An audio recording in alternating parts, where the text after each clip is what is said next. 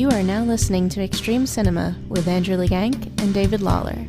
If you like sex and violence, evil brunettes, and angelic blondes, then stick with us as we debate some of the best and worst of action and exploitation filmmaking.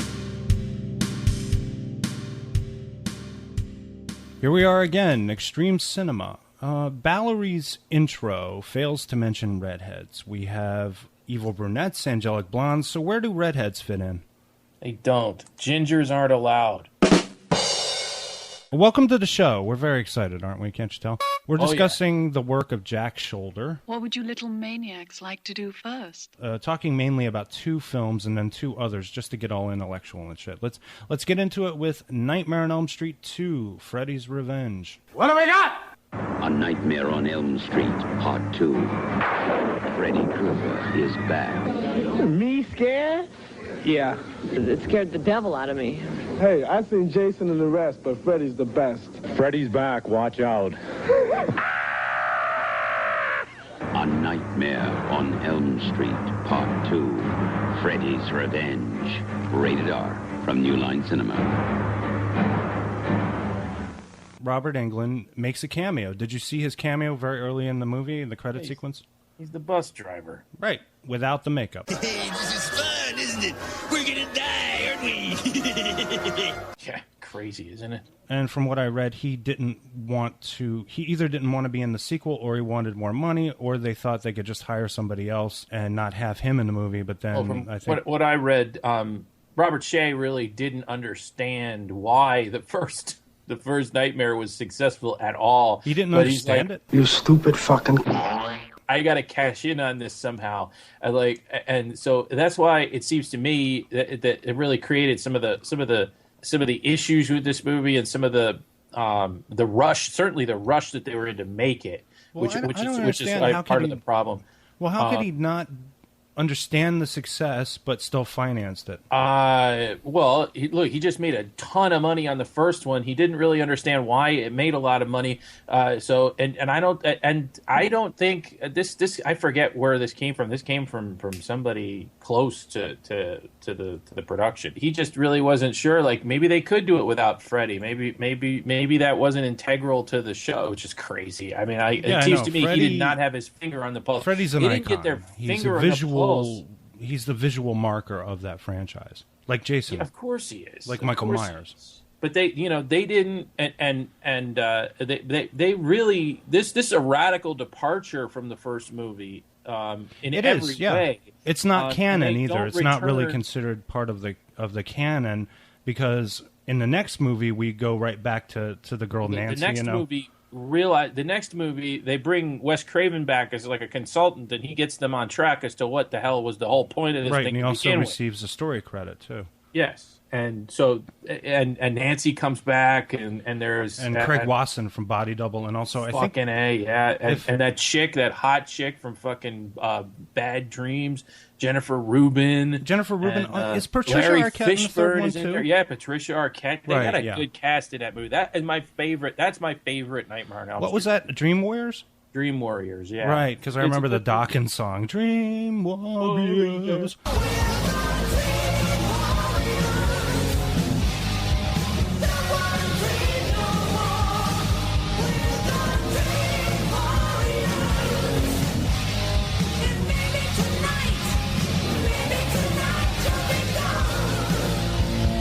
Hell yeah, man. Okay. So we start with the dream sequence, and we have, right away I noticed one of my favorite film composers in movies did the score for this, Christopher Young. Right. He did a great score for The Fly 2 and the Hellraiser movies. And I know this because I have several of his scores on tape and compact disc. Mm-hmm. Now, Mark Patton is playing like this unpopular kid in the back of the school bus. For some reason, he's decked out to be a nerd or something, and all the girls are laughing. And it turns out that Freddy's driving the bus, and there's some great visuals in here. This bus winds up going into like the middle of the desert, and all the ground crumbles out around the school bus, and it turns into this canyon or something where they're teetering on the edge of this thing, and then Mark Patton wakes up and he screams. They cut away the great visual cue of slicing of a tomato, right? And then we hear the horrible scream, and his parents were played by Lange and Clu Galager, who seem too old to be his parents, I might add. So they ignore his scream.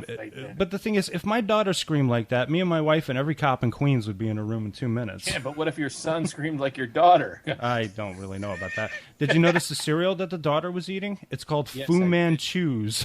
I thought that was interesting, yes. Yes, I think these are shoulderisms, if you will. Are these shoulderisms? Because I wasn't... do you think that he was responsible for that?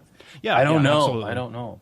Absolutely, no. I don't think the writer was that clever. These are little bits that you throw in. The writer wouldn't be responsible for it. I mean, like, it would be a pretty pedantic screenplay if the writer was writing what the brand of cereal was. With the brand of cereal, played some role in the story. Yeah. That's typically a set designer thing or maybe a director thing, something. I call it a shoulderism because there are a couple of bits. Like, I think that the opening sequence, I don't think that was necessarily constructed in a screenplay. I think it's too visual, you know? Mm-hmm. You know how writers know words, and they know dialogue, and they know actions, but a lot of times there are certain things, from what I've seen of Jack Sholder's work, he's very motivated to produce interesting, tongue-in-cheek, campy, fun imagery. So I think, and the slicing of the tomato, that's definitely a shoulderism right there. It's possible the Fu Manchu, somebody came up with that, but that's just too damn cute. Never mind that shit. So Mark Patton's got a not girlfriend. I call her a not girlfriend, Lisa. She's kind of a cute redhead. Reminds me a little of Annette O Toole. And she kind of looks like Meryl Streep. She's one of those girls who's like, yeah, a little bit of Meryl Streep. Kind of unfortunate looking when she's young, but you know that like when she's our age, and I did look it up, she's going to be hot as fuck, and she is now. Great ass! Like when she's like 50 or like 45, 50, she's like hot as fuck. But back then, kind of like, wow, she's Meryl Streepish, and that's not that sexy. But like now, she's like stupid hot.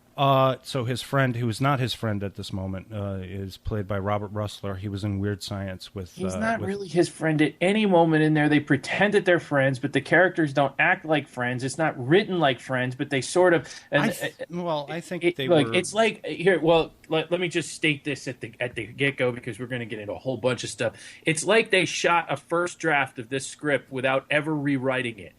And the script is really the major problem here. It's never right. Is that what you're telling me? What is the there relationship? There are major problems all over the place, like that problem with the problem with the well, let's see. All right, look, there's pointless scene after pointless scene. Okay, you've got the birds bursting into fire, and then you've got that's another shoulderism, I think. Buffoonery from Clu Galager trying to figure out how the birds exploded. Well, before you get into, let me do some of the story. Oh yeah, I'm sorry. I'm supposed to go in order of the layer lunacy. Layer it in. Like when if you layer chocolate pudding into like a there's no cake. structure to this story. There's no beginning, middle, and end. 30 minutes in, I have no idea why Freddy is bothering this effeminate little kid. Well, I tend to disagree with you because, number one, you've expressed before that you're not really a fan of horror movies anymore. Well, no, and actually, these are beats. These are beats, and these are conventional formula beats. A lot of this, especially in Nightmare on Elm Street movies. No. Don't say. Look, I grew up watching these movies, all right? And I know what beats are, and I know this movie ain't hitting them. Okay, this movie is not hitting conventional formula beats at all. This movie is totally Incidentally, off the ball. I looked at a 1080p transfer. It looks really nice, I have to say. Yeah, I watched it in 1080p too. But what I wanted to start in on Robert Russler. He was in Weird Science with Robert Downey Jr. He played his friend, the two geeks who are tormenting Anthony Michael Hall. And his friend, he's a jock type. He's probably popular. That's the truth, baby. What I wrote here, and I picked it up. I don't know why you didn't, but he befriends Mark Patton in a certain way. They seem like enemies because they seem like they have nothing in common. But then they start to kind of be a little more friendly, and he's like, Well, then they start to inexplicably eat lunch together and double date together when nobody there likes each other. Yeah. It doesn't make any sense. It doesn't work like that in high school. You went to high school. I went to high school. Was it like that? Nah, we didn't go to high school in these California. are movies, but man. Heather did. Movies are they're artifice. They're everything's jocks sped like up. that, The narrative. Do not eat with geeks like. It's a 90-minute movie. Patton. But yeah, look. I mean, I don't know. Honestly, a little more of that and a little less I don't know, school buses dangling in the air or something. I think we could have had 5 more minutes of making it make sense. And that's really what I think was missing. I really do think that they shot like a first draft of this. They went so fast in making this. If you look at the dates from when the first movie came out, then a week later they're greenlighting this. I mean, they had this thing ready to go, fully edited, marketed, everything within a year. I read this. I don't know if you read it. But Wes Craven had no intention of actually creating a franchise. He was just interested in making a one-off movie, and he does that. Right. And they brought him in, and then he was dithering around and on and off and on and off. And they're like, "Fuck you, we don't have time for this." That's it. Fuck you, Wes. Fuck you. Fuck you. Fuck you. Fuck you. Fuck you. Fuck you. Fuck you. Fuck you. Fuck you. Let's get into Mark Patton for a second. He seems uneasy in his skin as he dreams nightly about the specter of Fred Krueger. Freddy invades his dreams, but he has a different idea this time. You've got the body. I've got the brain.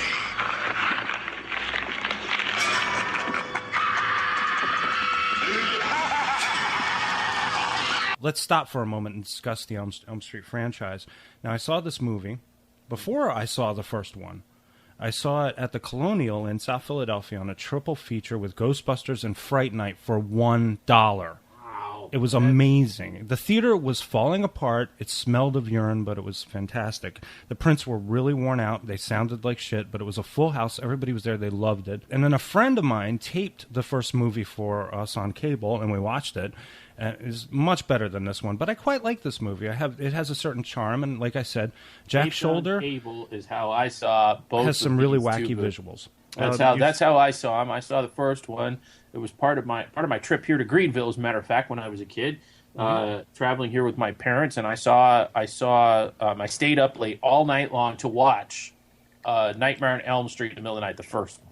Mm-hmm. And it came on at 4 o'clock in the morning, and I'm sitting there drinking Diet Coke in the motel room. We had a suite, so I could stay up while my parents were asleep, and they had no idea. So I stayed up. What did you think of the first movie? Oh, I loved the first movie. I thought it was great. I was big into all these, and I enjoyed this, but I never enjoyed this as much as the first one. But I used to watch these a lot when I was a kid, all of them. And then when the third one came out, I still didn't get to see it in the theater. I still was a little bit young to be going to the. Even though I saw Terminator in the theater, I just couldn't get an adult to take me to Nightmare on Elm Street 3. Yeah. But yeah, and this is, I had never seen this actually outside of a pan and scan cable dupe until I watched it this time. Mm-hmm. And visually, it's certainly interesting. It's very, very good visually, very well done. That's the one hallmark of the Elm Street franchise, is that very, very interesting visuals. Very talented directors worked on this series. What did we have? We had, Craven did the first one, of course. Craven, then Jack Sholder, then Chuck Russell. Then we had Rennie Harlan. First it was Rennie Harlan was after the other guy. No, it was Rennie Harlan, then Stephen Hopkins. Stephen Hopkins, that's right. We get to the kooky dance sequence with Mark Patton to the wonderful 80s hit, which I suspect, I'm not quite sure, is a cheesy cover of a cheesy song called Touch Me All Night Long.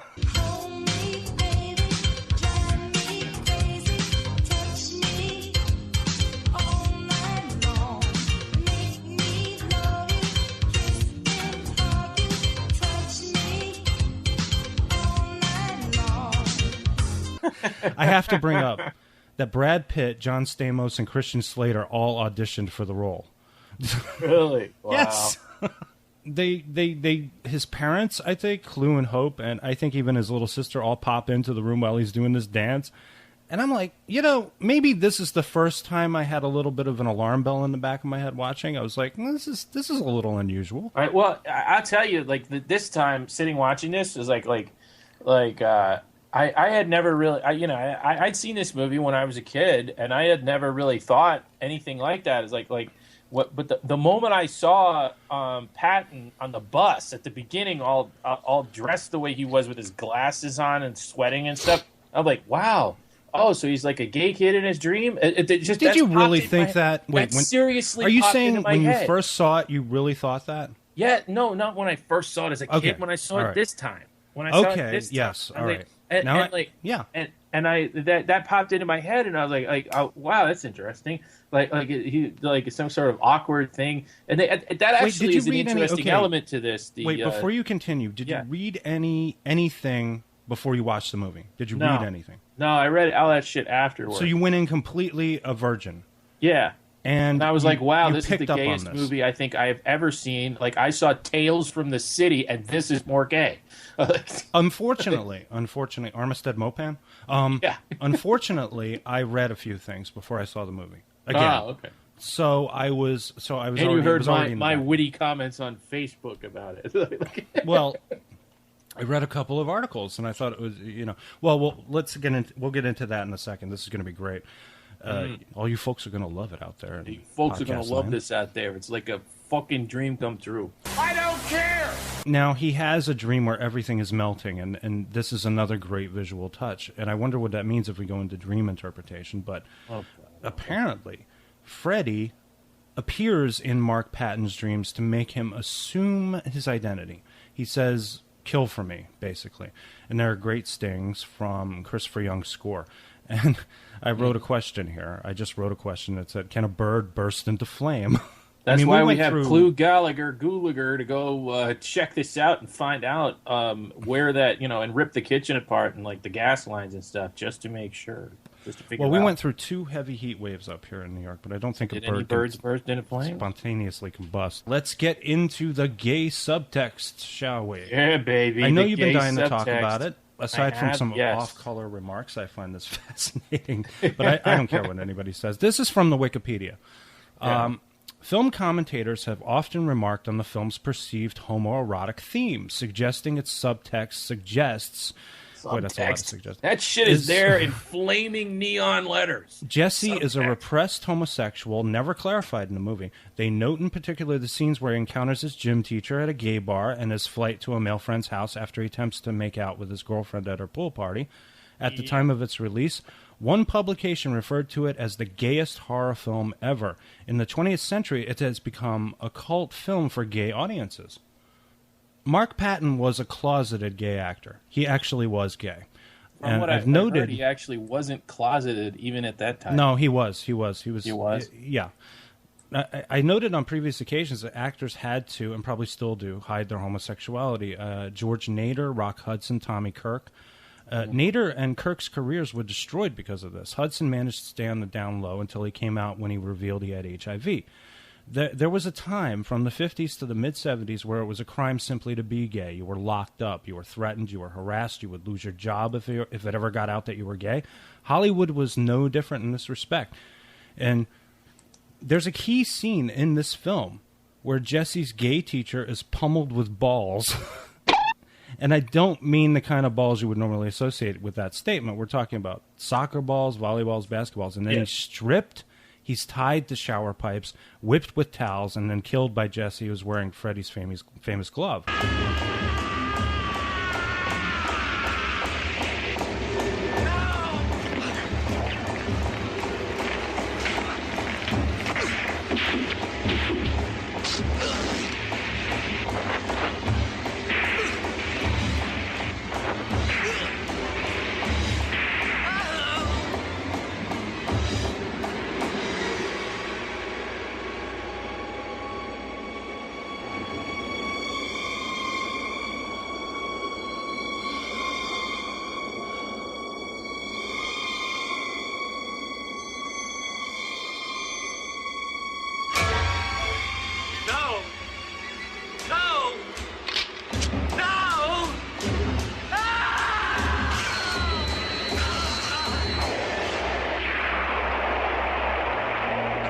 And strangely, none of us, even at 12 years, and I didn't come from a town where there were no gay people. I was from New York City. Yeah. I never even thought at 1 second that this was gay when I was a kid. Not even for 1 second. Neither did I. I just thought it was horror movie stuff, If there was a horror movie targeted specifically at gay people, that it would have you stripped and tied to shower pipes and whipped and then sliced, and then, the whole thing about being pummeled with balls, there's a definite kind of a symbolism. Yeah. I guess I didn't even, I didn't even think about that here. I'm glad that you have worked this over in your brain there. Check out the big brain on Brad. You're a smart motherfucker. That's right. That's, that's my curse. That's what you do. I know. It's my blessing and my curse. Yeah. And thankfully, we all get to experience that. Okay, so pummeled with balls it was. Yes.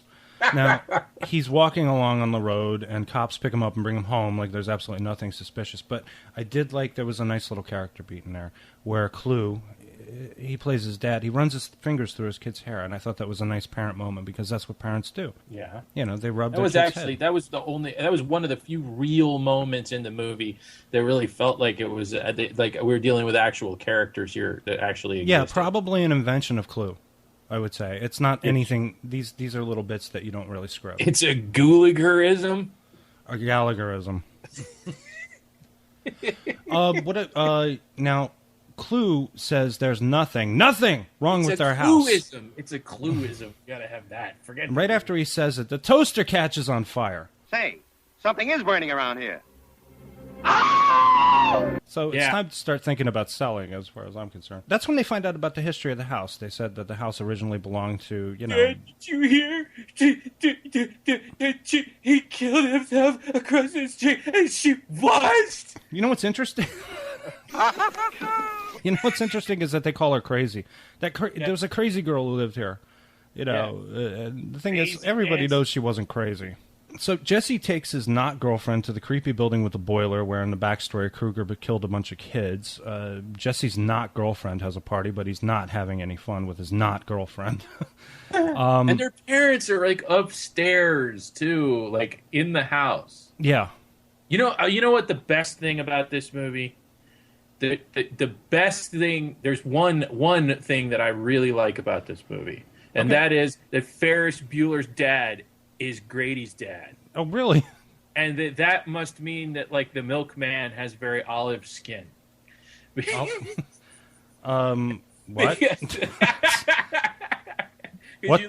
You look at him and you look at the mother, and there's no way that they produce this olive skin guy that's in the bedroom when he's being killed. But anyway, I'm sorry. Are you talking about Robert Russler? Yeah. Okay, you're talking about the jock. Okay. Yeah, I'm sorry. I skipped ahead to somebody else's house. Well, the problem, you said Grady, and I thought of Sanford and Son. So, you big dummy!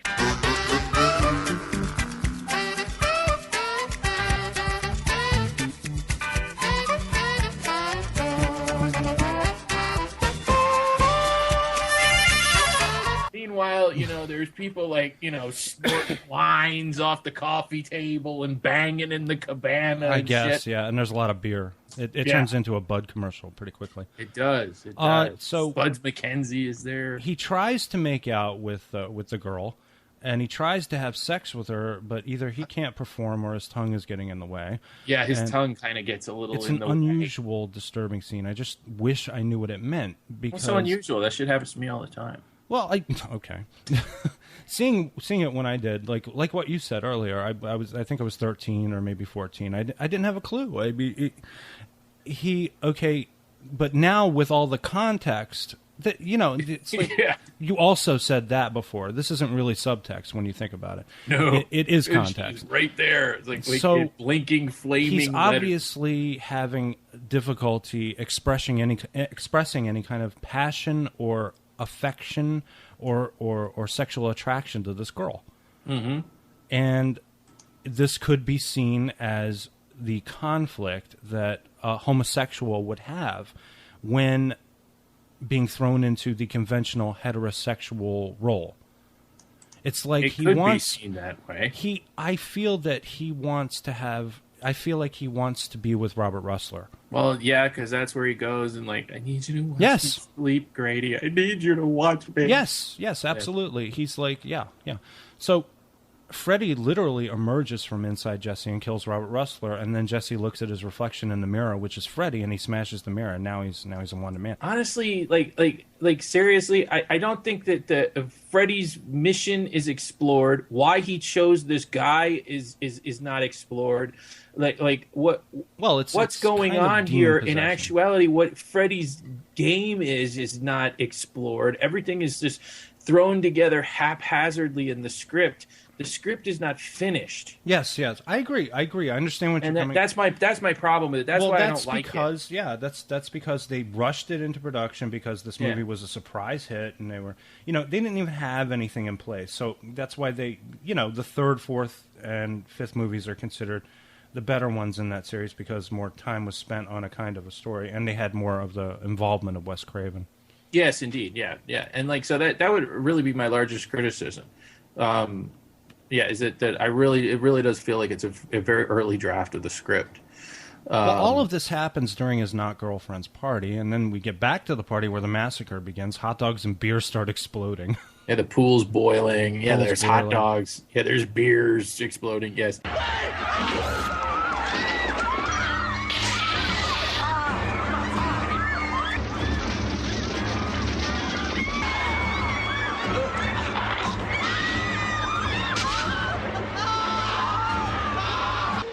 Tell us what you want, all right?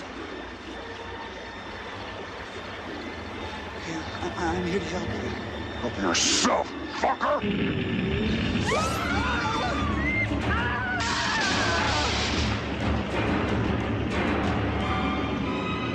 Yeah, I got a bit of a philosophical question for you. And then her father comes out with a shotgun and misses and shoots like the grill or something. I forget what it was, but it's just dude, you're lame, man. Well, this is my question. I always wondered if Freddy Krueger has this much power in the wide-awake conscious world, why does he bother invading people's dreams? Good question. You see, now these and other questions are things that maybe could have been answered in this movie that weren't. And that's really, again, coming back to my same problem with it. And I also I don't think that Patton, it's kind of a problem with the franchise as a whole, isn't it? No, because they explore all of it in the first one, and then they start exploring it further in the second. Now, in actuality, yes, because if you read, there were some companion novels and stuff that came out, because I was obsessed with this at the time, back when I was 12 years old. So really, I read the companion novels for the Nightmare on Elm Street, and they explore Freddy Krueger's backstory quite a lot more, and I thought that was interesting, and I thought it should have been more and more in the story, and it really wasn't. That would be interesting. Would be interesting. He would probably make for a very interesting origin story. He would, actually. Now, here we go again, more philosophy. The ending is basically that Jesse must fight Freddy from within with his not-girlfriend's help. Could it be interpreted, since this is non-canon in the Elm Street franchise, to be Jesse's id, the monster that doesn't want to be locked up in the psyche? Is this how he views his homosexuality, as some kind of a raging beast inside of him? Is it possible? I don't even think that the screenwriter knows. No, the screenwriter deliberately wrote it as some kind of a homoerotic diatribe, and Mark Patton got pissed off because he found himself outed. He wasn't able to continue working. You know this is a fact. I mean, even in liberal Hollywood, they don't like it when you're gay. Liberal Hollywood, nobody hates gay people more than liberals. Come on. All right, but otherwise, okay. We know how you felt. We adjusted your sarcasm sequencer a little bit, but we do know how you feel. I did enjoy the movie. It's okay, it's even okay if you don't want to look at it as some kind of a campy kind of a gay cult horror film. I wish, honestly, I would kind of like to see. I mean, of course, that wasn't really going to happen in 1985, and honestly, I probably wouldn't want to watch it now if they did. However, there were enough interesting things that they could flesh that out in the story a little bit more, and it might be interesting. Do you think it would have been stronger if they had gone the full route? I think it would have taken over the whole thing, and then it wouldn't have been a Nightmare on Elm Street movie anymore. And that would have been the problem. It would have been a gay movie, and it would have been a groundbreaking gay movie, but it wouldn't have been Nightmare on Elm Street. Definitely, 2. Yeah. In '85, definitely. Yeah. I mean, we had a section at Blockbuster Video called Alternative Lifestyles. Yeah. Which was like, and the section was only maybe about 20 tapes. Oh, yeah, no, we had that at Tower, too. You did? Yeah. Now, I know Kim's Video had a lot of stuff like that, had a lot of like subversive stuff, but I do love subversion. I like that kind of, I like a movie that makes you think a little bit. This is interesting to me. I mean, it's you know, there's a lot more put into it. I find that interesting. I also find it interesting that they asked Jack Sholder about it. He had no clue, just like we did. Yeah, he didn't have a clue either. That was like, no. I just like, directed no, the movie. What are you talking about? It's not gay. Yeah, meanwhile, the writer's like, oh, it's totally gay. Yeah, the writer's like, yeah, no, I wrote that shit in there. Nobody was paying any attention, so I was just like, let me just make this gay movie. Let me write this gay movie and see what the fuck happens. See if they like call me on it, and nobody did, you know. Until like, 20 years later. Yeah, 20 years later, like, this is the gayest movie I've ever seen. Okay, so let's move on. Let's talk a little bit about Jack Sholder's other works before we get into our other main feature, which is The Hidden. I wanted to start off with 1201, which was made in 1993. Barry Thomas is about to experience the most extraordinary day of his life. Here are the quarterlies. Jackson's ready to cut your throat. Good, thanks. How are you? In just 12 hours, It's been a bad morning. he will lose his job. I like you, Barry. I really do. You're fired. He will fall in love. It's out of your league, man. You checked the profile? She's a PhD at 25, man. The chick's got no social life. Look at that. And he will finally meet the woman of his dreams. What are you doing here? Then he will have to watch her murder. But what will make this Tuesday even more unforgettable is at 12:01. Something is going to make it start all over again. Till the accelerator is fired again, we'd be punched backwards in time in an endless loop. This circular time bounce would become our prison. You're not dead. I thought you were dead. But Dr. Moxley, I think the time bounce has happened. This day is repeating. Now, one man must uncover the secret. How come Lisa Frederick's murder was not on TV? It was not in the newspapers, nothing. Lisa's murder? Or the key to the future will be locked in the past forever. From Jack Sholder, director of The Hidden and Nightmare on Elm Street 2, 1201, starring Jonathan Silverman of Weekend at Bernie's 1 and 2 and Brighton Beach Memoirs. Helen Slater, star of City Slickers and The Secret of My Success. And Martin Landau from Crimes and Misdemeanors and Sliver. Listen to me, the accelerator is going to be fired tonight. It's impossible. Daily Variety says 1201 has plenty of twists and action. The Los Angeles Times calls 1201 cleverly plotted. I love you. The end of time is here. 1201. Yes. Okay, so yes. Now, let's get into the story a little bit before we talk a little bit about the controversies around it. All right, Mom, I can't talk now. The day's repeating. Yeah. Now, you have an Ed 209 alarm clock that calls Jonathan Silverman a lazy boy and admonishes him to wake up. Now, if you remember correctly, I think this was actually made a few years before 1993, but it was sort of languishing on the shelf. No. Have you ever seen the movie Loverboy?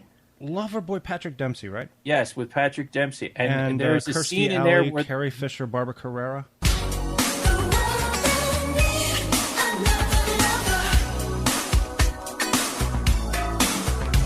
Yeah, they have very similar alarm clock. Really? An Ed 209? It's like that, and it's like bad boy, bad boy, bad boy, or something like that. It's like the same exact type thing. Like, so obviously something was going on from Japan with that, like that was, making the rounds. I guess over that period of time.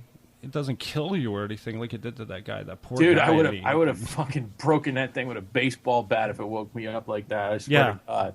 I think it's a little weird that you have a single guy living in a house in the sticks, wasting money driving a car. He should have an apartment near his job. But I don't know why they decided to go with that. The beginning, I don't know. That's sort of what a lot of people do, though. Like kind of everybody who doesn't live in New York but he's a bit of a pain in the ass. He's not terribly likable, Jonathan Silverman, in this movie at least. He I don't know. I thought he was all right. He's Jonathan Silverman. What's not to like? The beginning reminds me of Joe versus the Volcano with all the people going into work, and he works for this scientific think tank working in particle physics or something. That's funny that you say that. It reminded me more of Office Space.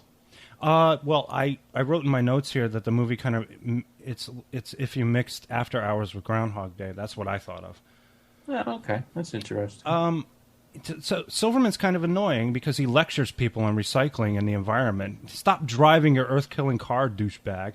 Anyway, I noticed that Jeremy Piven's in this movie. Of course he is. Everybody wants to screw Helen Slater. Why not? She's Supergirl. Yeah. And Jeremy Piven's lustily eyeing her makes me extremely uncomfortable.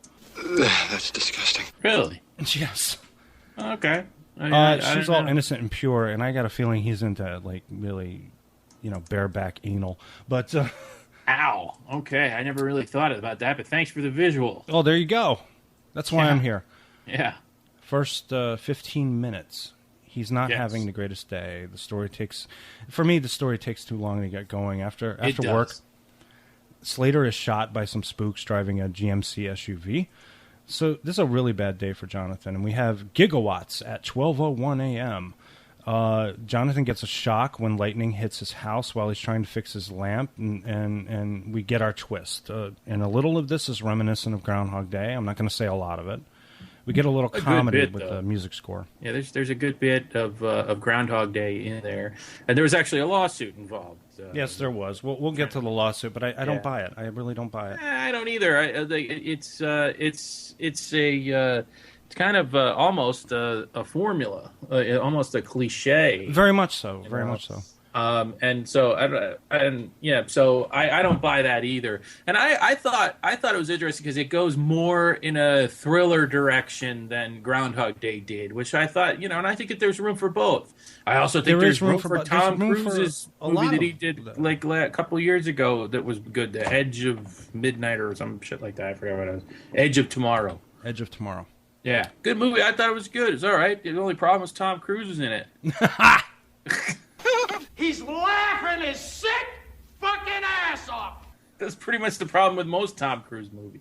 Okay, but anyway. So an Ed 209 alarm clock calls Jonathan Silverman a lazy boy and admonishes him to wake up. It's weird. You have a single guy living in a house of... Wait a minute. This is repeating over and over again. God, the podcast is fucking repeating now. Shit. So when Ed 209 alarm clock calls Jonathan Silverman a lazy boy and admonishes him to wake up, it's weird that you have a single guy living in a house in the sticks wasting money. What the? Okay. God, shoot me now. That's it. That's it. So this is our premise, and it kind of takes forever to set up. I think it's, you might have something resembling this if you did mix Office Space with because he has this job and he's got this bitch of a boss who has a nice ass that everyone keeps staring at. Great ass! So Helen Slater, I have to assume that Helen Slater's death is a fixed point. And Martin Landau tells Jonathan that his concept of time would have to be altered along with everyone else. Therefore, he would have no knowledge of time repeating itself. Right. He electrocuted himself with the with his lamp at just the time of the time switch, the time bounce. So that's why he remembers every day, and he remembers the day, and nobody else does. Yeah. Why not? Right. Why not? Well, that's the premise. That's the premise, which they don't really make clear. You have to watch it a couple of times to really get the whole deal of what happened there. Well, I think that this premise would be better served by like a Robert Zemeckis type than a Jack Sholder. Jack Sholder is a little more intense as a filmmaker than. This is like a very friendly. It's a very safe kind of a story in a way. It's very it's pleasant, Yeah. And the movie would have gotten a theatrical release rather than this kind of like watered down television movie presentation if you had stronger people behind the wheel. Yeah. But it was also, it's interesting that it was New Line that made it also. Yeah. But it seems, yes, you're probably correct if you say, when you said that the movie was made and sat on the shelf and languished I recall reading about that years and years ago. I didn't do a lot of because 1201 was a secondary thing. I watched it again just to refresh on it, but I didn't I feel like they had it done. They just didn't have the music, so they kind of rushed this music score, which sounds it was composed on a Casio synthesizer. Yeah, it's not good. It sounds like a bad direct-to-video movie. And the movie isn't boring. It's just that for me, Jonathan Silverman lacks charm. He doesn't. Everyone seems kind of bored.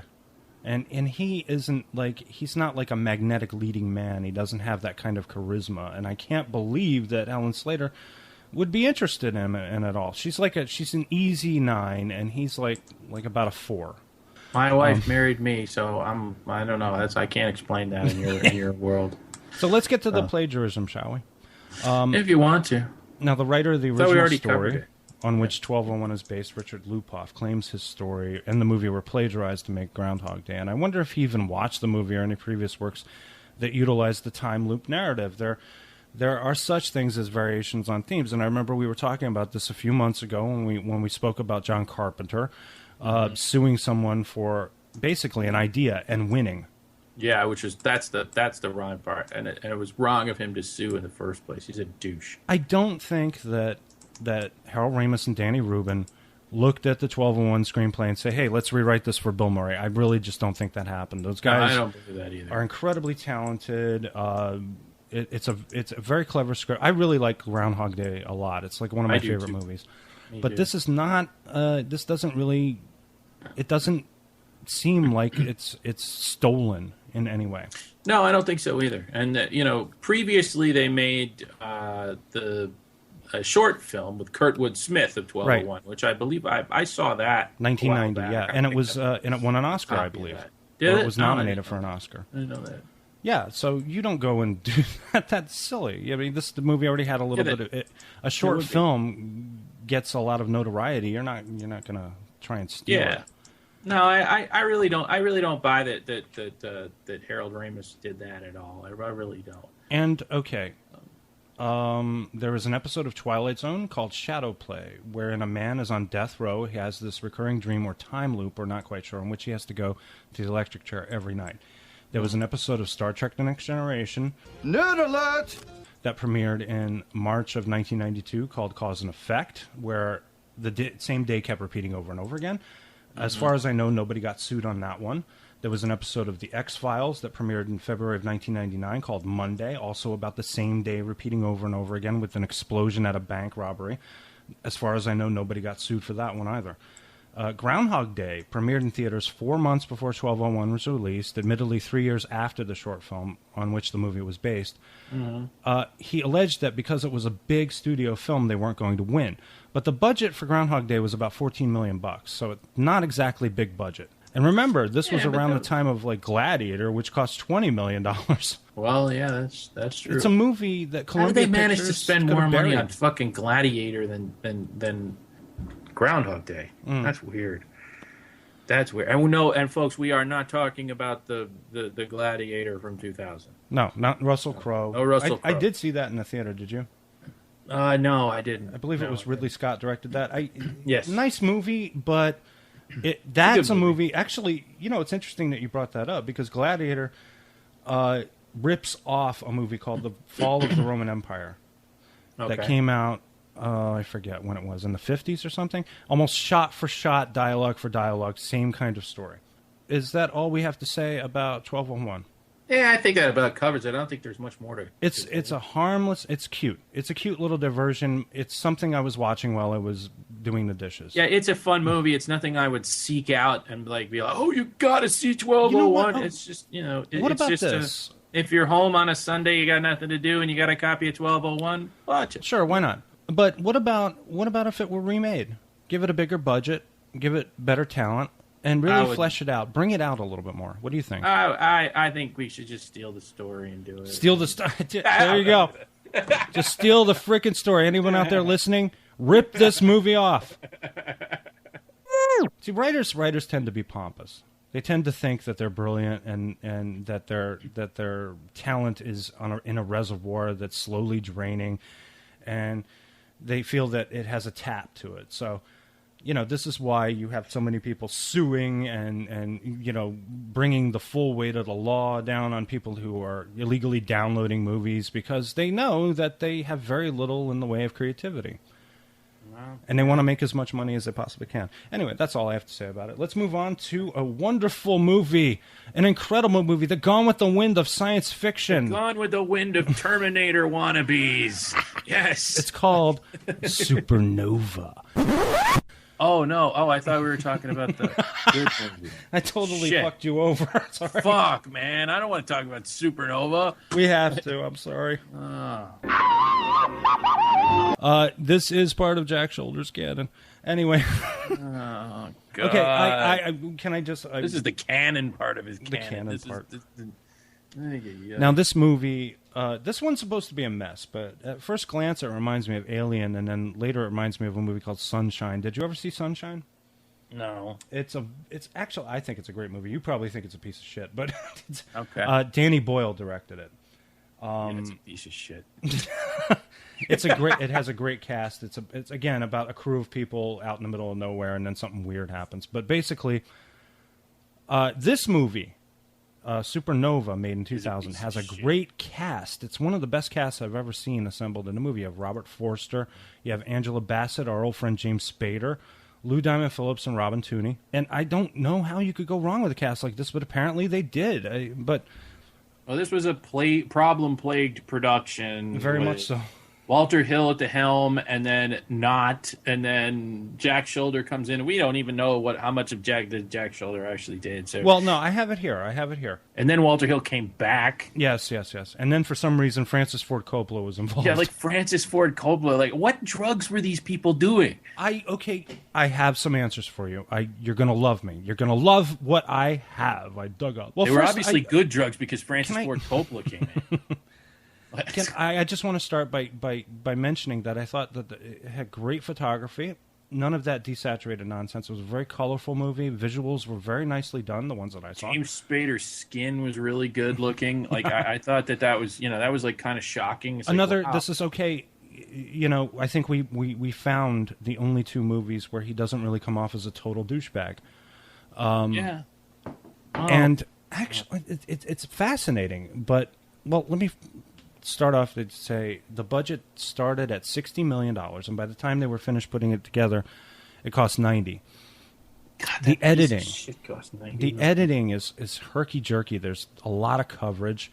The movie was edited into a complete form 3 times before Francis Ford Coppola took over the editing. I don't know why. Now, I think MGM, which is always in a state of foreclosure and bankruptcy for some reason, I think they wanted a science fiction film. Something that was sci-fi no matter what the content. The first alarm bell in the beginning of the production was that MGM bought a concept, not a finished script. All they did was buy a concept, not even a treatment beyond some kind of a log line or something. If you were to hear a pitch of this movie, you'd have to put John Peters in the middle of a conference room with a little bit of cocaine on his nose. 15 minutes in, I have no idea what the hell's going on here. I'm going to steal my friend Mark's line about the Spielberg movie 1941. This movie is one big pile of cocaine. Fuck you. Fuck you. Fuck you. Fuck you. Fuck you. Not okay. Thanks, Mark. You are now listening to Extreme Cinema with Andrew Legank and David Lawler. Let's all go to the lobby. Let's all go to the lobby. Let's all go to the lobby to get ourselves a treat. Delicious things to eat. The popcorn can't be beat. The sparkling drinks are just dandy. The chocolate bars and the candy. So let's all go to the lobby to get ourselves a treat. Let's all go to the lobby to get ourselves a treat.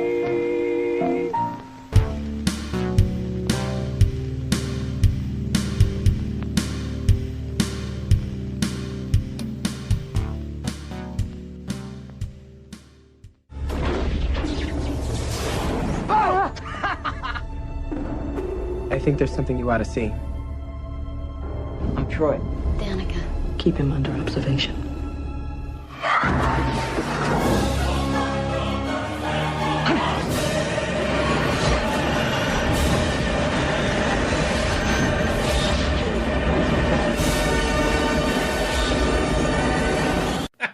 think the movie is all ideas and no story. Right. But I am going to try and take a stab at the story. This is all I had written here. You go right on ahead. I'll just surf the internet while you do that. Pay attention, bitch. These guys are on a big ship. Some of them have sex. Others are lonely. Angela Bassett is angry. She's always angry. Then there are loud noises Except and when smoke. She's having sex with James Spader. And visual effects. Everybody takes their clothes off, and then their faces get all stretchy as they pass through a Stargate or something. Robert Forster dies for some reason. Everybody's sad. I think Spader's in charge now because he has the highest salary on the film. Then everybody gets paranoid. Spader must be part reptile because he never blinks.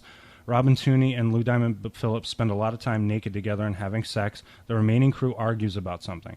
There's just way too much cutting going on. We go from an argument to the cast in astronaut outfits, and then all hell breaks loose. They get a distress signal from a mining station, rescue one weird muscular guy and his alien artifact. This new guy is Angela's old boyfriend, and she gets angry again. Too much coverage. This is the problem. You want to tell like a cerebral science fiction movie with lots of anti-gravity sex. You don't need so many damned angles. If you hold on to a single shot long enough, you can impart some good story elements. Well, they had to have each scene directed by 4 different directors. So I mean, like everybody needed their angles on the sex scene, and every one of them wanted to see Robin Tunney naked. So they were just like all. Well, she's beautiful. She is pretty hot. I remember you did have kind of a quasi crush on her back in those days. Back in the day, Empire Records. Well, The Craft. And The Craft. Gorgeous, beautiful woman. Anyway, Great ass! Do you remember a movie called Romper Stomper with Russell Crowe? I do, yes. Now, the person who directed that, Jeffrey Wright, was originally attached to direct Supernova, but he pulled out. He didn't like the ideas that MGM was coming up. MGM was really putting their fingers too much into this script. Now, Jack Sholder figures into the mess. They hire him, but then he's fired almost immediately and replaced by the great Walter Hill. We all know, I love Walter Hill's movies. I think he's fantastic. Yep. He did so much great work from The Warriors, 48 Hours. Johnny Handsome. He produced and co-wrote the Alien movies. But I believe that because of his involvement with the Alien franchise, he rewrote the script without MGM's consent, so they cut his budget because, it's just sort of a power move when you cut somebody's budget. I read that there was some sort of serious problem where they wanted a screening before there were any effects, and he's like, "You guys are crazy. It's not going to go well because it has no effects, and it's a sci-fi movie." That doesn't figure into Walter Hill. That figures into Jack Sholder. That's what I have here. Oh, really? I heard that was Hill. No. Hill finished the movie, but then he edited his cut, and then Hill and MGM tangled because MGM didn't want to pay for all the visual effects shots that he had planned, so he quit. So they brought in Jack Sholder to do reshoots, and he wound up reshooting half the movie. Then the new management comes in. They don't like Sholder's cut, so they went back to Hill, who effectively told them to fuck off. So they screened Sholder's cut of the movie with all the scene missing bits, where the visual effects weren't complete. So they combined both cuts of the movie, Hill's and Sholder's, and then Coppola re-edited the picture. And I believe it was because Coppola was on the board of directors at MGM. Mm-hmm. I mean, I don't know how he got that gig. Well, he's like, they got fucking $90 million in this movie. Somebody's got to get this shit done. I'll fucking re-edit this piece of crap. So there we are. So from what I gather, all the funny stuff in the movie is Jack Sholder. He's the humor guy. And the drama is Walter Hill. Right. And they threw in a couple of jokes and everything. What's remarkable to me is that with these two directors and probably other people working on this film, they did manage to create a nice visual continuity, because at least the movie doesn't look disjointed in a visual sense. It doesn't look like, oh my God, that's Sholder. Oh my God, that's Hill. Oh my God, that's Sholder. They managed to keep it visually seamless for the most part. It's hard. It's really hard to follow. It really is. Yeah, it's just too much. They put it on the shelf for 2 years, and then it finally got a release in 2000, but with very little promotion. So I was thinking maybe it's a tax write-off movie, I'd like to see a big Blu-ray box set of this movie with all of the director's different cuts. That would be pretty fascinating to look at. But I don't think the reviewers were watching the film I was watching as much as I did not like the film. I thought it was, just poorly, really bad narrative structure. But they take a couple of cheap shots at the visual effects. Now, for me, the visual effects and the cinematography were wonderful. I thought they were kind of cheesy, honestly. From the first shot, they were fucking cheesy. If only there was a story and some decent editing, it might make a movie. But it isn't. It's a disjointed mess. What do we got? All right, this is interesting about Jack Sholder. 3 of the 4 movies we talk about tonight were released or distributed by New Line Cinema. Nightmare on Elm Street, Freddy's Revenge, 1201, and The Hidden. Released in 1987, produced by Bob Shea, who ran New Line, also produced the Nightmare on Elm Street franchise. The most wanted criminal in the universe. It's not human. Has come to Earth. Step out of the car slowly. Now nothing can stop it, except the cops who followed it here. Am I crazy, or does this seem just a little bizarre? You think it's over now? The Hidden. You're wrong. Rated R. Starts this Friday at a theater near you. We start off, we have a bank robbery, a high-speed chase, and I believe that's Chris Mulkey as the bank robber. Chris Mulkey, yeah. And great use of character actors in this with Chris Mulkey and Ed O'Ross. Oh, great character, Brooks fantastic character actors. Yeah. He was also in Jack's Back as one of the detectives. He was. I meant to mention prominently, him in that. But he only has like 2 words of dialogue in that entire movie, which was weird. Yeah. Yeah. And Michael Norrie is a cop investigating Mulkey. His partner is the great character actor Edward Ross, and Michael Norrie. No, Michael Norrie. Of Jack Shoulder. He was in something else. Was Last he in? Dance, that's it. Right. Yeah. Okay. Nothing else. I think he also did a TV show at some point in the 80s and 90s. Yeah, he didn't really have the career I think that he thought that he was going to have. Michael Norrie, yeah, he was because in Flashdance he was kind of he's like a really good-looking guy, but something happened between Flashdance and The Hidden because it looked like he aged like 20 years. Yeah, and it was we're talking 5 years here between those two. Well, he was just at that age where you start to age pretty quickly. It starts to become evident how old you are. There's not that much difference between 30 and 35, or even 30 and 40. But like you just hit that point where you're like from 45 to 47. It's like, oh wow, you changed. It's just that moment where it starts to. Well, can I say that like when I knew you when you were a teenager, and now. You really haven't aged a day to me. I really don't think you have. No? Yeah. Well, thanks. And you're welcome, by the way. Oh, thank you. Yeah. You're still eye candy.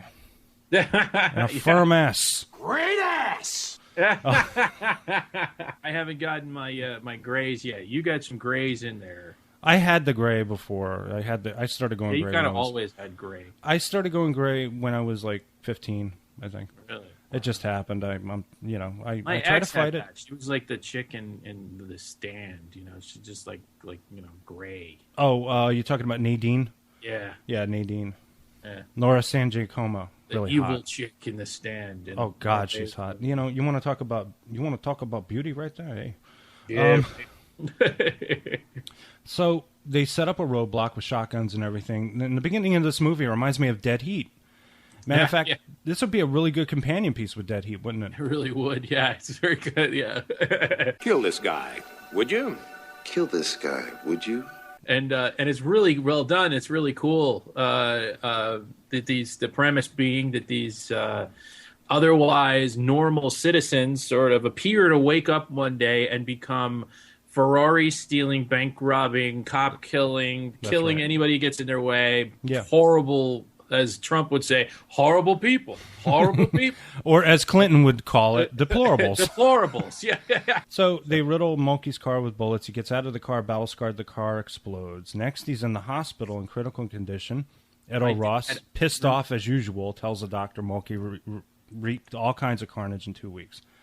Clu Galager is back. Yeah, when he gets out of the car, he laughs, and all of a sudden, all the cops together just start shooting until the fucking car explodes. And I remember watching this with my father, and my father was like, that's silly. How did they all just decide to shoot at him at the same time? And I'm like, well, he was, kind of laughing at them. So he's like, all of them wanted to shoot? That's ridiculous. It's like, right. I don't know. It's just a meaningless, but I don't know, meaningless story about my dad. Well, they answer that question because this guy, Mulkey, is extremely dangerous, although he doesn't really know that he's dangerous at all because he's not really, we'll get to that in a second. This guy killed a bunch of people, Obviously, they're going to have a nasty roadblock set up, and they're going to kill him on sight. Yeah. He's dangerous. Yeah. Fuck the paperwork, And to hell with it, man. No trial. Oh, fuck all that shit, yo. So, again, we have a cash and dash fuckers guy. Except it's wall with a 12-inch railroad spike. It's Clu Galager again, and I guess Jack Sholder likes Clu Galager. It's the second time he's working with him. I think he does, except this time, unfortunately for us, we don't get to see him in shorts climbing a ladder. No. And he's only in it for like a minute or so. This movie doesn't have enough Gulager. Gulager or Gallagher. This movie needs more Clue. This movie needs a Clue by 4. This movie is clueless. Well, it's not totally clueless, but it definitely needs more of a clue. Yeah. I look. Can I just say I like Clu Galager? I think he's a great character actor. I always like him in everything he's in. I actually like him too. I think he's great. I thought he was wonderful in Return of the Living Dead, and he was great in Into the Night at the end of the movie. He's like an FBI agent or something, and he comes in with a sack of money, and he gives it to Jeff Goldblum and Michelle Pfeiffer, and he says, "I don't know why, but I was told that's yours." And then he takes a couple of hunks of money, stuffs them in his suit, and he says, "Who are you going to tell?" And he walks off. I thought that was great. That. Oh my god, I forgot that was Clu Gallagher, Gulag, whatever that. Yes. Okay, now we introduce Kyle MacLachlan as an FBI spook assigned to this case, and I'll wager he's there to piss off the cops. There's a lot of pissed off people in the movie. Well, shit, Sheriff. I'd hate to see that happen, so I guess I'll take over your investigation. These cops are overworked, and this part's a bit of a primer for Kyle, who'll go on to play another weird FBI guy in Twin Peaks a couple of years later. Well, I have to say that Jack Sholder here really takes the cake in being really This is the best use of Kyle MacLachlan's weirdness that is inherent, just weirdness that he has in any movie, even better than David Lynch. He really even better than Blue Velvet, because he was pretty weird in that too. Oh, dude, he's so weird in this. It's just, and it's perfect for it. Fits the role so well. How weird he is. And that scene where they're sitting down to dinner together and he's talking with the Beck's wife and all that. Yeah. Oh my God, that's cringeworthy stuff. Where he's just so awkward, but it works. It really works. And of course, the thing Michael is, Nouri forever to figure out that this guy's a fucking alien when the world. Well, yeah. Before we spoil, you just spoiled it. Before we spoil, spoiler alert.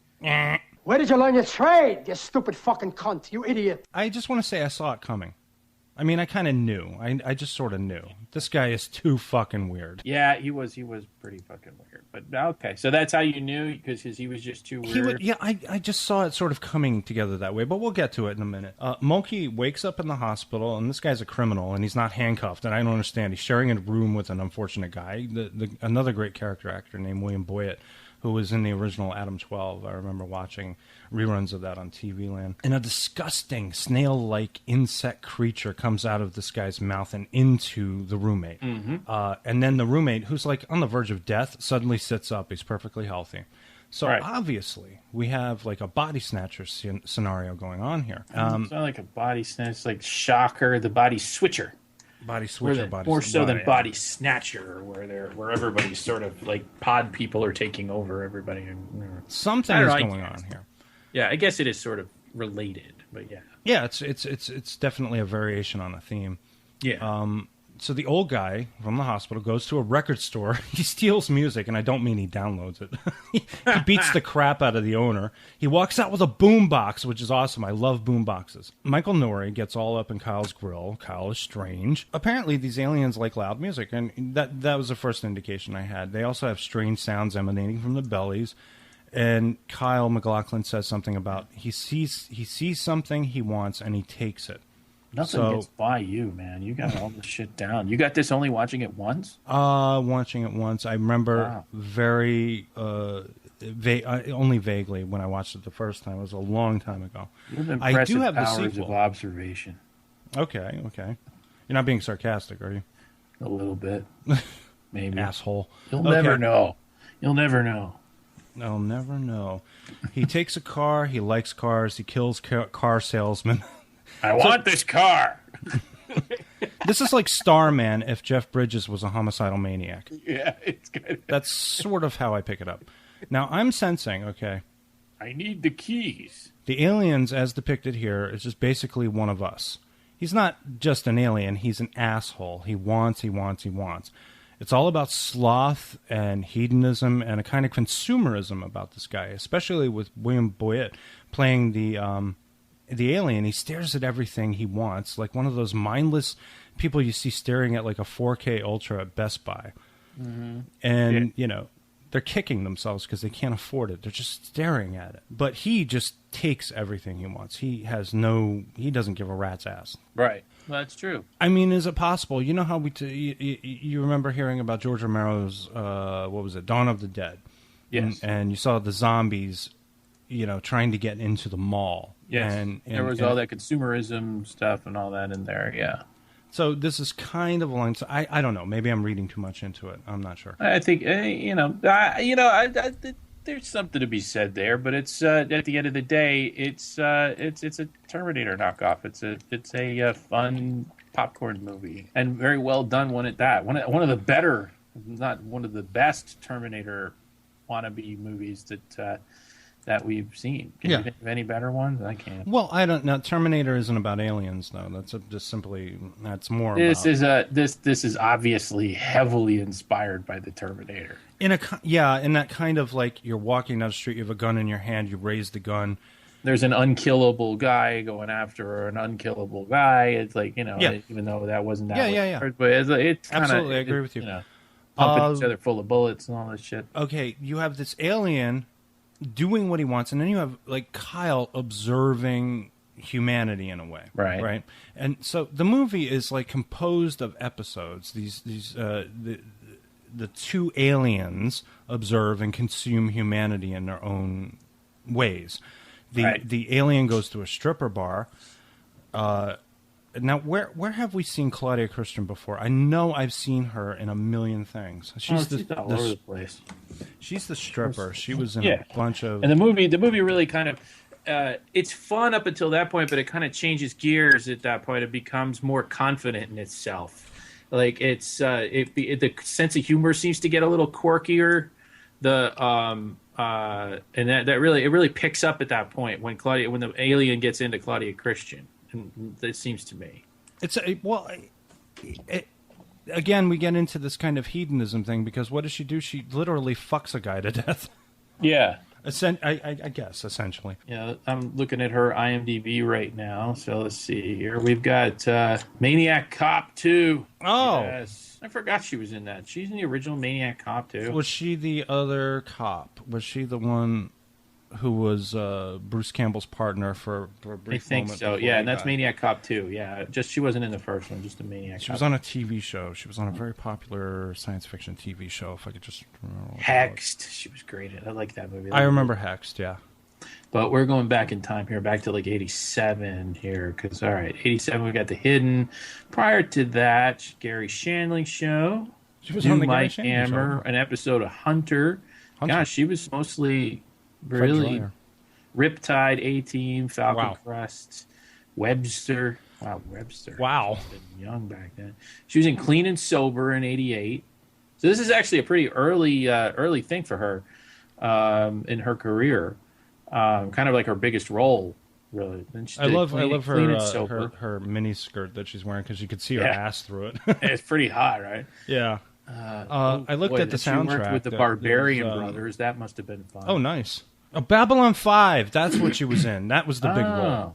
Babylon 5, which was very popular with a lot of people. I don't do that kind of thing. So I look at the soundtrack. There's lots of Concrete Blonde, Lords of the New Church. We heard a lot of this kind of music in Dangerously Close. And unfortunately, we have this nonstop music playing, and it kind of distracts me, much like it did in Dangerously Close. Well, one of the things I find interesting about this is the score. The way sometimes it just tries to knock you out of your seat. Like they'll be like doing like a tense thing, and it go like, yeah. Which is it actually kind of works, but it'll make you jump sometimes just to score on its own. Yeah. But the action scenes are really well done. The chase scenes are great. Yeah. And it's a really well done movie. I think it's my favorite of Jack Sholder's resume, of his oeuvre. His oeuvre. His oeuvre. We have a couple of connections here, actually. Now, Bob Shaye produced this movie and Nightmare on Elm Street. Clu Galager was in both of those movies, both directed by Jack Sholder. Danny Trejo, otherwise known as Machete, plays a prisoner in both this movie and 1201. That's right, he does. So now, there's always a shootout in a warehouse full of mannequins, isn't there? There always is. That's why I don't own a warehouse full of mannequins. Yeah. People are going to come there and stay away from mannequins. And I don't need that kind of grief in my life. I don't need that shit in my life. Yeah, no. You know what the insurance is to have a goddamn warehouse full of mannequins? It's crazy because there's people always wanting to have a shootout up there. Yes, I can't take absolutely. it. It's too much stress. I got ulcers. I can't handle it. So they pursue Claudia. They triangulate. Kyle pulls out this weird gun. Finally, Michael Nouri gets the hint, which I got like 20 minutes ago. Kyle's a freaking alien. Holy moly! Holy cow! He's an alien. Oh my God! Yeah, no, we all figured that out way before Michael Nouri, but that's because Michael Nouri was so busy arguing with Jack Sholder about every little thing on the set. Really? So he didn't have time to figure out that his partner was an alien. Is that true? Yes, there was a lot of they were mortal enemies on the set. Apparently, Nouri did not like, or he didn't think that he thought that he was a little too good to be doing this movie, and he thought that Sholder didn't know what he was doing. So he would be trouble. It was to the point where Sholder would be like, okay, you stand over here. Here's your blocking. And Nouri would be like, no, I'm moving it over here. And Sholder really had trouble dealing with that. Apparently they worked it out years later. They sat down and talked, but they hated each other. It was a fucking nightmare, really, kind of for everybody on the set because Nouri was so difficult. Really? Yeah. That's strange. I mean, if I were Sholder, I'd be like, dude, why'd you take the job if you think it's beneath you? It's not like we couldn't have cast really anybody. We could have gone out on the street into a crowd and spit and hit somebody that could have played this role. It's not and Sholder actually coaxes a good performance out of him. He's okay, yeah. He's all right. I never understood the casting of him anyway. At the time, I thought it's who is this guy? Why? Even back then, it's this guy, there's so many other people that could have been in this movie. Yeah, there were quite a few. You know how I see it. I don't know. They probably didn't have the money, but Nick Nolte. Yeah. Can you imagine? Nick Nolte and Edo Ross are partners. Oh my God. That would be like a Walter Hill movie. Yeah. Yeah.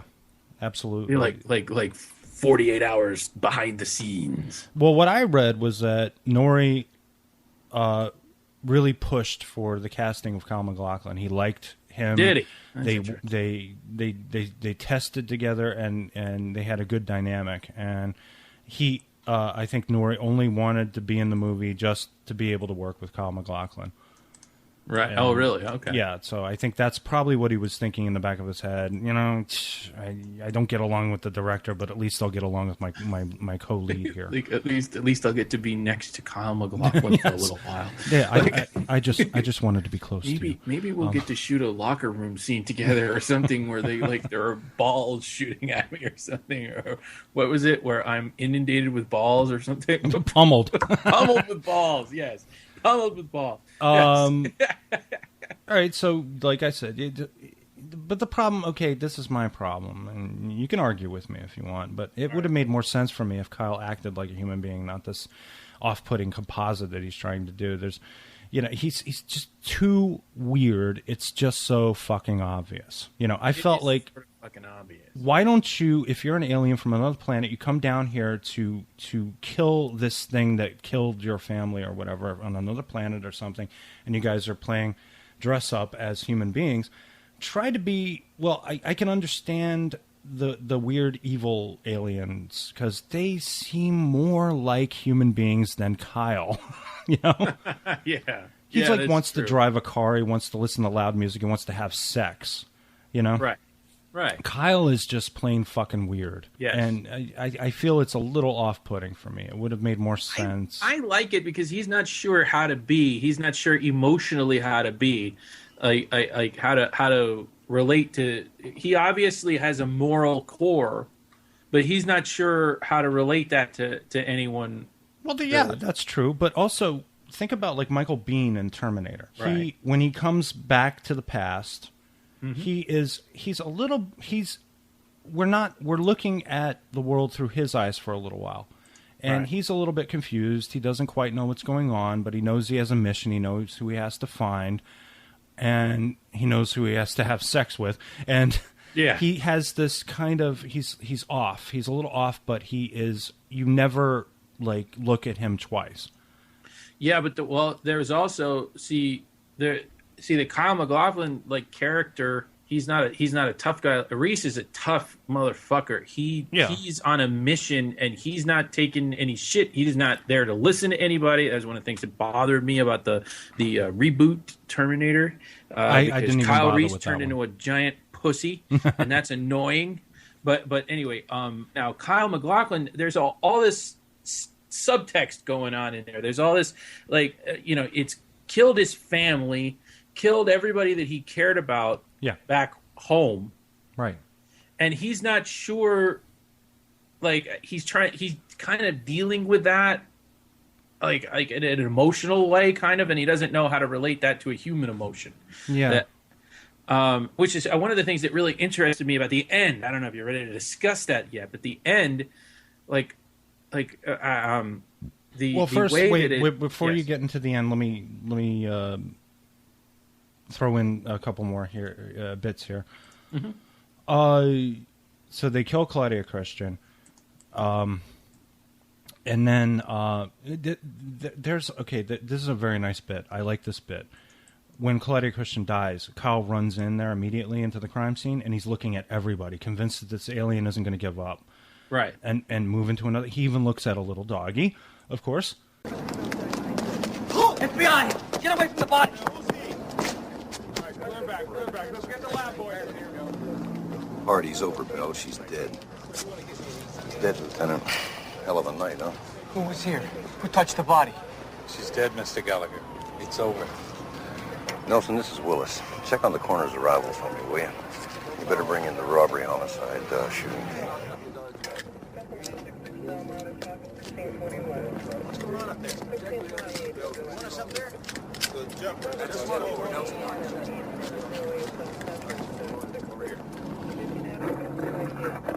Very cute. Doesn't look hard enough at the dog. Yeah.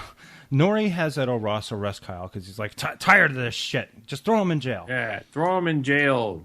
They run a background check on him. They find out that the real FBI agent that Kyle is impersonating assumed his identity died in a forest fire or something like that. Yep.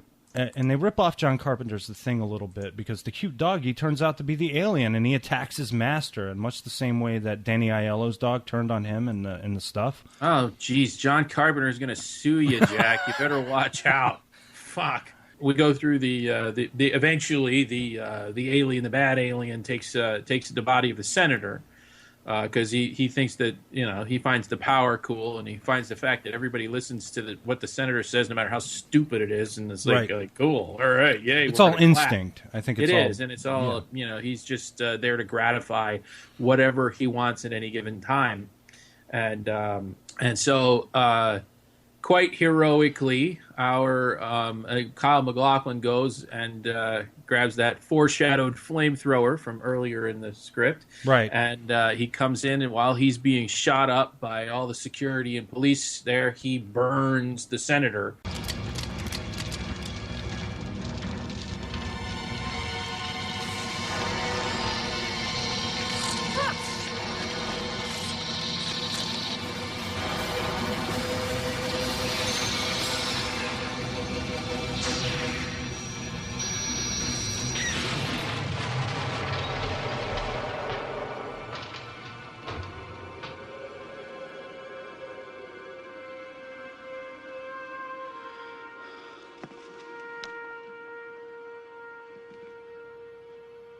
And there should have been a comic shot in there of somebody going, when the bug came out of the center, see, I knew it, I knew it. Like a little they live. Yeah, a little they live. Yeah, some of that. See, I told you. But right, anyway, and this is one of the problems for Kyle is he can't kill the parasite until he actually sees the parasite. Right, so it has to be outside of the human body before he can. So he has to kill whatever it's in, and if he's not there at that exact moment that he comes out, he misses his shot, and that's right. And so he gets his shot and he kills it, but he ends up getting hurt so badly that he's in a hospital. And Beck is in the hospital, hurt a little bit worse, obviously, than we thought at the time. He's shot in the gut, and I thought he'd be okay, but then obviously he's in the hospital and he's pretty much dying. And his wife's sucking chest wound kind of a thing. And make a long story short, Kyle MacLachlan decides to enter Beck's body so that he can live. Right. So he really doesn't live because the person dies when the alien takes over. But he obviously is going to live Beck's life, which is interesting because he has nothing to go back to. Everything he's done his job. He's killed this thing that killed everything that meant anything to him. Yeah. And now, since he has nothing to live for, and he doesn't want to see the wife and child suffer, he's gonna assume that role. And I think that's a really interesting, really kind of sweet. It's actually perfect. It's a kind of a perfect ending in a way. It is because it goes dark. It goes kind of dark because at first, it kind of almost looks like a comedy in a way. Right. And then it kind of gets dramatic when he starts talking about what happened to his family. And then we have this, which is kind of, I don't want to sound cheesy or schmaltzy, but it's a very human ending. It is. It is. For kind of someone who can never know what humanity is, and then to take that leap it's self-sacrifice. And it's, they made a belated sequel to The Hidden, which was an absolute joke. But I know. I actually have that movie. Oh, really? I don't have the first one. I have the second one because I'm a fan of She-Wolf of London, Kate Hodge, who was in the movie.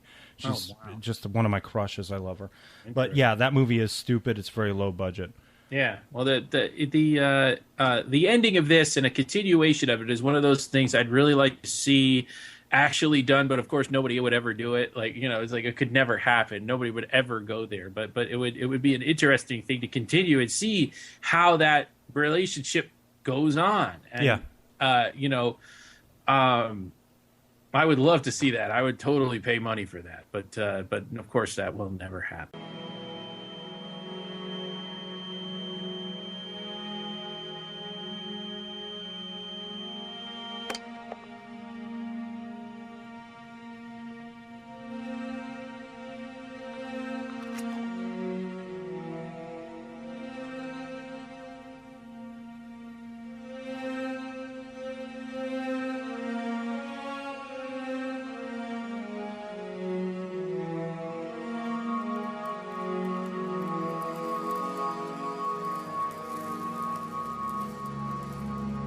Dr. Chow, the patient is ready. Dr. Chow, the patient is ready.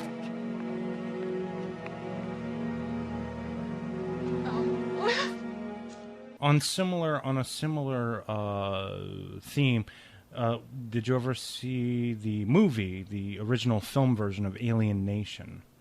Yes, I did. With James Caan, Mandy Patinkin. It was also made into a TV show. Yeah, I never saw the TV show once, but I loved the movie. I saw it a lot of times. Honestly, it's not the best movie, but I used to. There's a lot about it that I always liked, so I watched it a lot when it first came out. I used to watch it regularly. Right.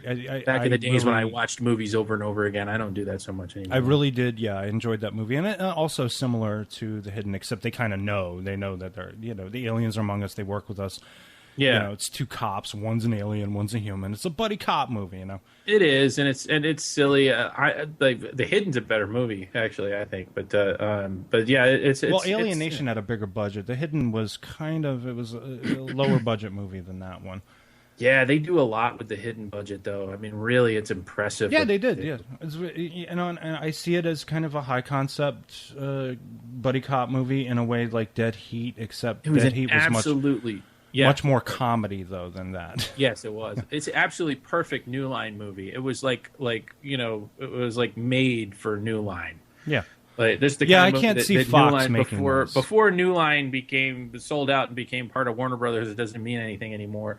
This is the kind of movie that they would put out, and they made a fortune doing it. Can you refresh my memory and tell me, did they sell to Warner Brothers after the Lord of the Rings movies? Oh, I don't know. I think it was before. It was before. Okay. I don't know. Yeah, Bob Shea was still running it. He's the one who gave Peter Jackson all the money to make those enormous monster movies. Well, Bob Shea was still running it after the switch, if I recall. Oh, okay. For a while. It was like I guess you couldn't make the Lord of the Rings movies on just the New Line movie money alone. They're like different ends of the spectrum, but they were the two most interesting companies in Hollywood really for quite some time were New Line and Castle Rock, and they both got absorbed and made meaningless. Castle Rock, yeah, right. And they both got sucked up into the conglomerate and destroyed. Oh, sure, yeah. It's a shame. Yeah, it is. It is. There's no room for the medium budget movies anymore. There just isn't like nobody's making them. I don't know why. Because seriously, there really is room, but nobody takes the initiative. That's true.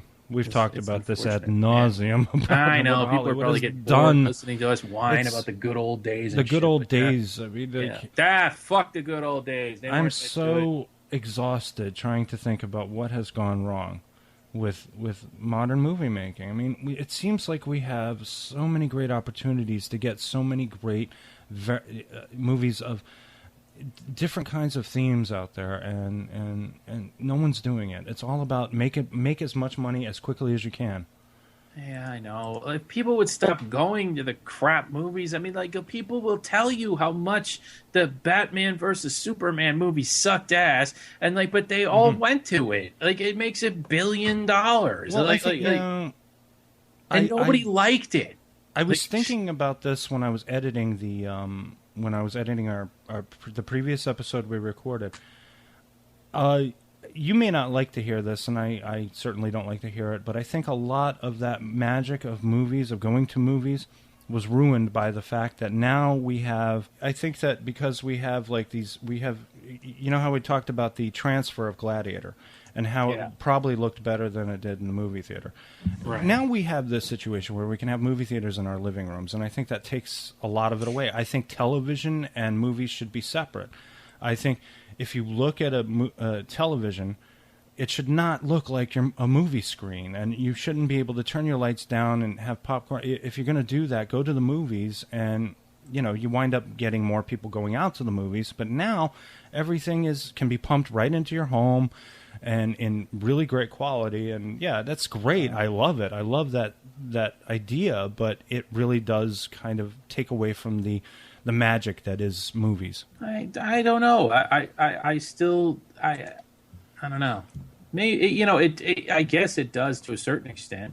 Yeah. Although, remember how you used to go to the movies? The lights went down. You had this enormous screen. You sat there. You were completely entranced. It was like going to church. Yeah. But then it just became. Well, I mean, look, you get older. You got kids. The prices keep going up. It costs you $60 to go to the goddamn movies. Yeah. Fuck that, dude. I'm staying home where I can have a beer, kick back with my feet up. Fucking watch, I can make better popcorn than they do, and it doesn't cost me $9 for small popcorn. Popcorn is better, yes, but I can eat my dinner and watch the movie at the same fucking time. I mean, come on. It's just there's no comparison. Well, it's about convenience. You're talking about convenience more than anything. Yeah. But especially when you get older, though. I mean, it's like because when you have more family responsibilities, it's just not feasible to be going out to the theater as much. I agree. I agree to an extent, but when we went also out, the movie started to suck. If I remember correctly, for me, that there was a time in the early 2000s where the movies started to suck so bad I just stopped going. I didn't care. I didn't have kids. I didn't have any, I didn't have we totally could have gone, but we didn't want to go because I was tired of getting screwed over by trailers that looked good and the movies were total crap that had nothing to do with the trailer. Yeah, I would have to point to 2004, 2005 when I finally stopped going, and also Yeah. When the baby was born, we just didn't have any time, and Right. we wanted to, we didn't want to go. We went out a couple of times, and that was all. We don't really. Now we take her with us, and now we have to go to movies that. Yeah, you have to go see the damn kids movies. But the thing is, pretty everything's soon a you'll be kids going like movie I now. did. Everything to is see a The kids Conjuring movie. 2. I saw The Conjuring 2 in the theater. You did? Yeah, I did.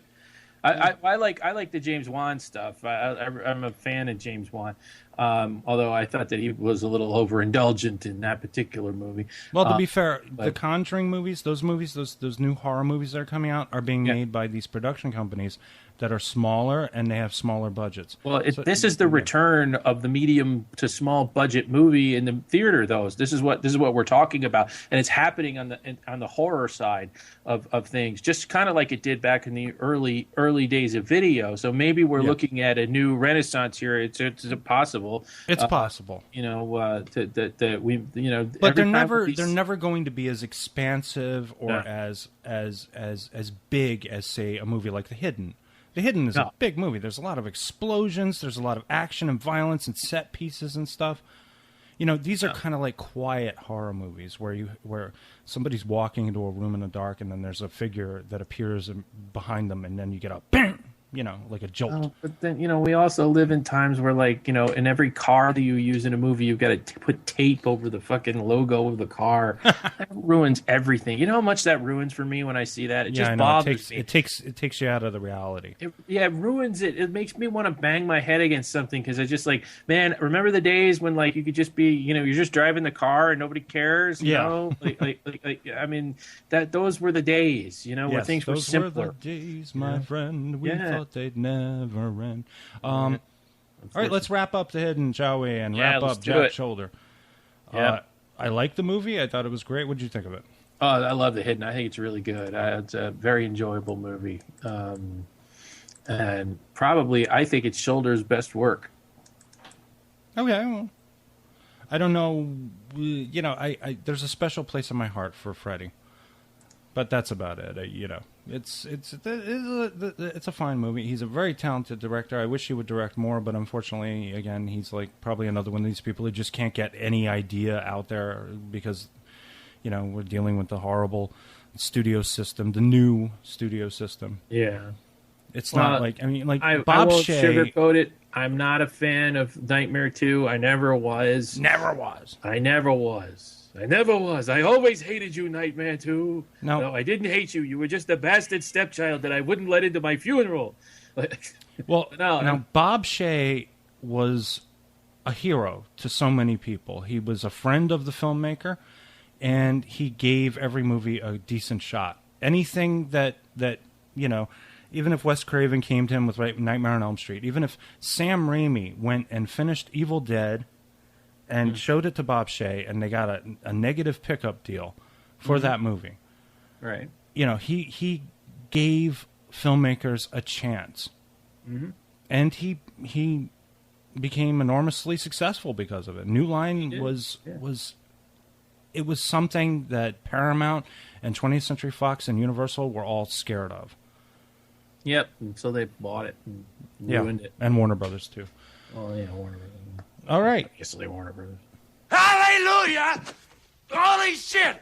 Where's the Tylenol?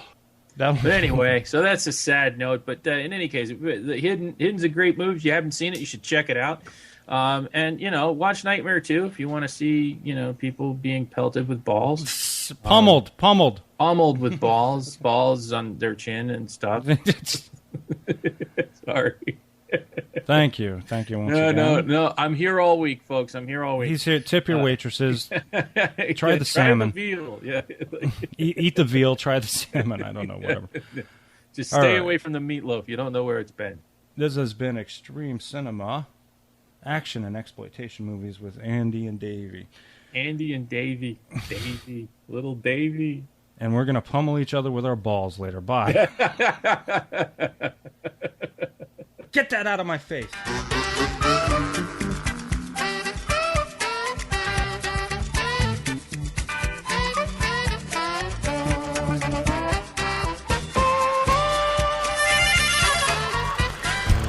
You have been listening to Extreme Cinema with Andrew Legang and David Lawler.